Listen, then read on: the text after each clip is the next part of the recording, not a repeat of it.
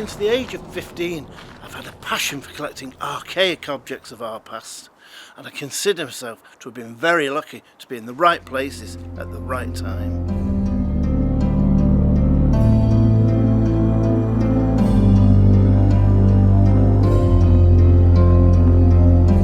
My finds have covered many periods of history, from the Neolithic right through to the 19th century, but there's one type of object that intrigues me more than any other.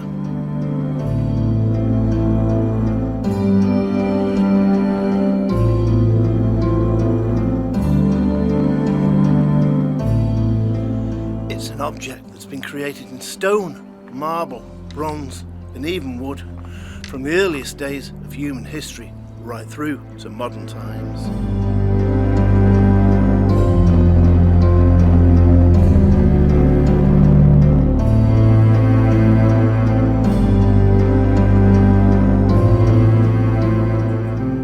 From many periods of history, including Celtic and medieval, through to the Chinese and Southeast Asian cultures, I've searched out and located some stunning examples of this object.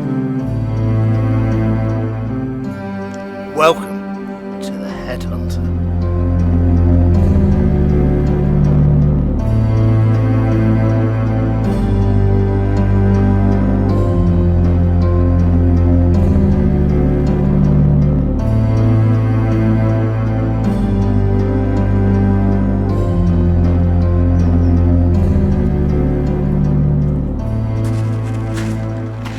Through many years of research, I've gone on to find heads, be them stone, bronze or wood, and dating back some hundreds, if not thousands of years.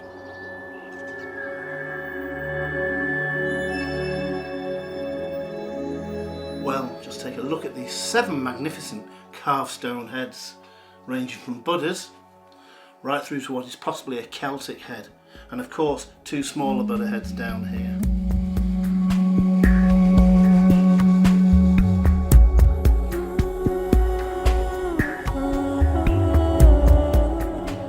Now just take a look at this heavy limestone carving, carved with features such as bulging eyes, a long slender nose and a long protruding chin. It's even carved down the neck into a stone base so it was freestanding. It's got the look of the Celts, but having said that, it could also be early medieval, as it come from a church, a chapel or indeed a monastery.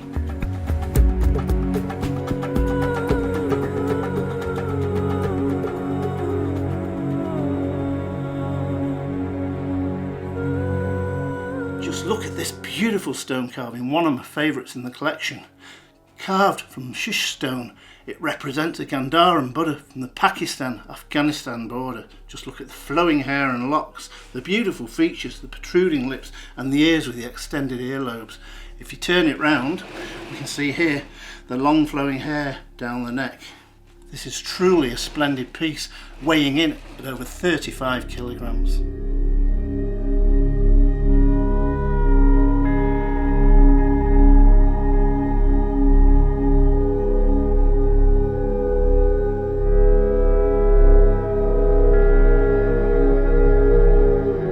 This carving carries its own special history which can be seen within itself. Just take a look at this. A bullet hole right to the side of the head. This was shot at during the Second World War, causing all the damage you can see here and forcing the head to break away from the shoulders. However, with a lot of love and attention, I finally managed to put it back together.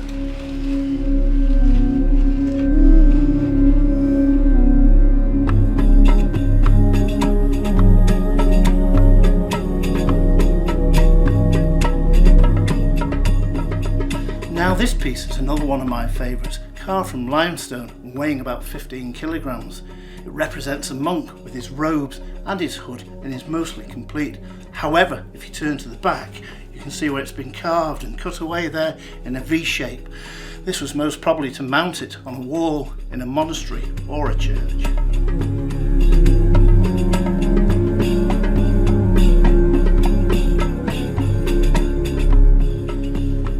Now you may remember at the beginning of the programme I also mentioned that I try and track down wood carved Buddha heads, especially the old ones from the 19th and 18th centuries, and just take a look at this beauty. A carved head of the Chinese goddess Guan Yin, polychrome paint, and it even smells of smoke where it's probably stood once in a temple or on a personal shrine. But one advantage to this over the stone Buddha heads, it's certainly more portable.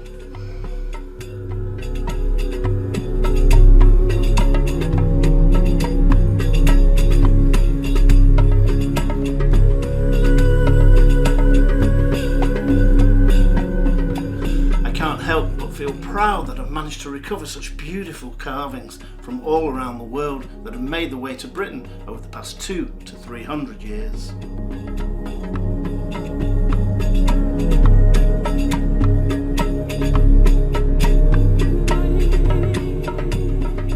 I hope that you've enjoyed seeing just a small selection of some of the heads that I've collected from around the world over the past 10 years. Why not join us again soon when we'll be taking a look at more Buddha heads and more heads from different religions and different civilizations.